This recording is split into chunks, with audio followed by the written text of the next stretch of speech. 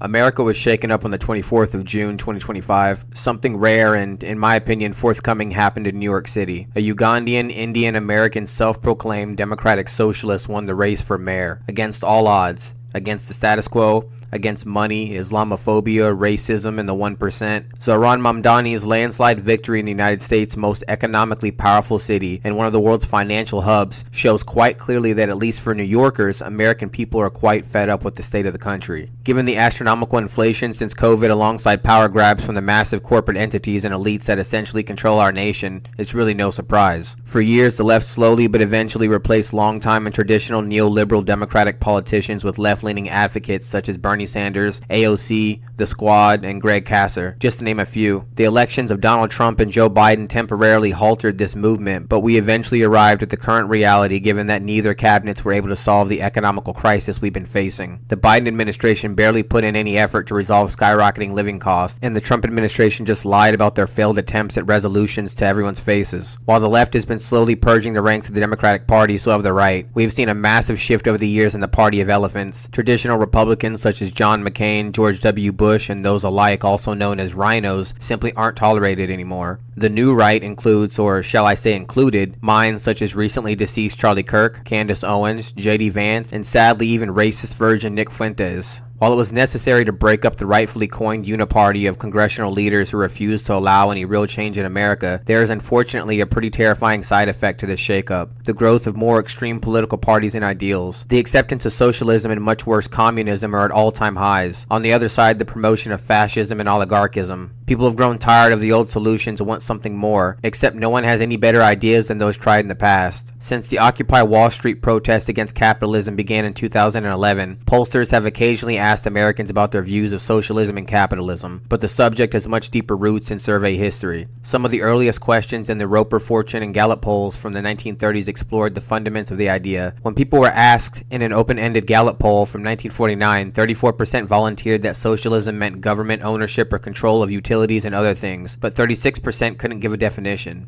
In a 2010 CBS New York Times poll, 20% said it meant government control, while a quarter said they didn't know. Gallup's estimable Frank Newport wrote that for many people, and especially the young, the definition of socialism has broadened. While many still view socialism as government control of the economy, as modified communism, and as embodying restrictions on freedoms in several ways, an increased percentage see it as representing equality and government provision of benefits. Gallup began asking people in 2010 whether they had a positive or negative impression of socialism, and the findings have been remarkably stable in 6 questions asked since then, with slightly less than 40% giving a positive response. Around 60% have been positive about capitalism. Shortly before Mamdani's victory, Cato released the Cato Institute's 2025 Fiscal Policy National Survey, providing fresh data. In 3 separate questions in the March poll, Cato asked about favorable or unfavorable views of capitalism, socialism, and communism. 59% had a favorable view of capitalism, 41% unfavorable. Socialism was less popular at 43% favorable and 57% unfavorable. Finally, 14% had a favorable view of communism. In this poll, like earlier ones from other organizations, young people and Democrats had more favorable views of socialism and less favorable views of capitalism. There was a straight age progression in response on the socialism question. 62% of 18 to 29-year-olds held a favorable view compared to 32% of those aged 65 and older. There was a huge partisan gap. 67% of Democrats had a favorable view compared to 17% of Republicans. Men were less sympathetic to socialism than women. As for capitalism, half of the youngest age group held a positive view,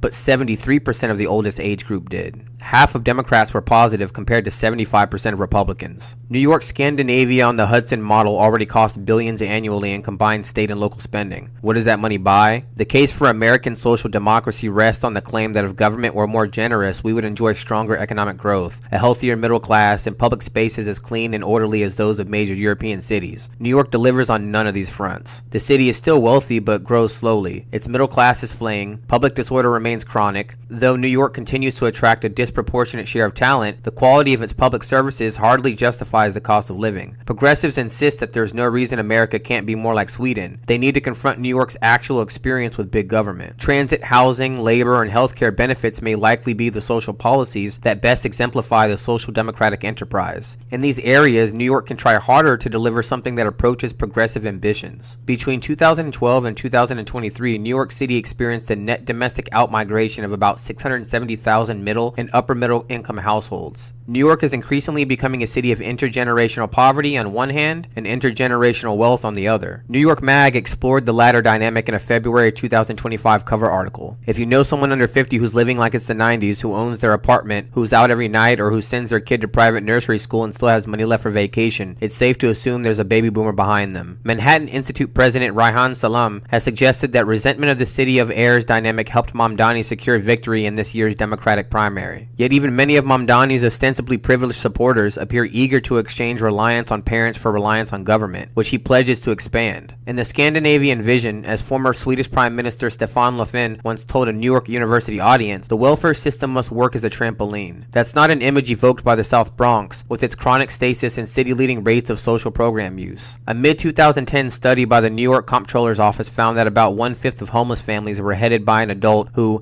as a child, had spent some time in a city shelter. Harvard economist Raz Chetty, the leading scholar of U.S. mobility, has ranked regions for their success in facilitating intergenerational advancement. In one recent study that he led of the top 50 metros, New York ranked in the middle, one of those urban areas now seeing more downward than upward mobility. New York's record on poverty alleviation is mediocre, despite no lack of awareness of the problem, an extensive philanthropic sector that adds private to already great public resources, and a strong concentration of clinical and other professionals that other U.S. communities could only dream of enjoying. The assumption that ever larger health and human services will naturally yield a better social order because Scandinavia looks pleasant is a shaky proposition at best. If Europe has less vagrancy because it is more generous, why does New York suffer far more of it than the American cities that it vastly outspends? New York is the land where the Great Society never died. No social problem is thought too daunting for government to solve given sufficient will and resources. Ronald Reagan challenged the notion that government's natural tendency is expansion. In New York, that belief endures.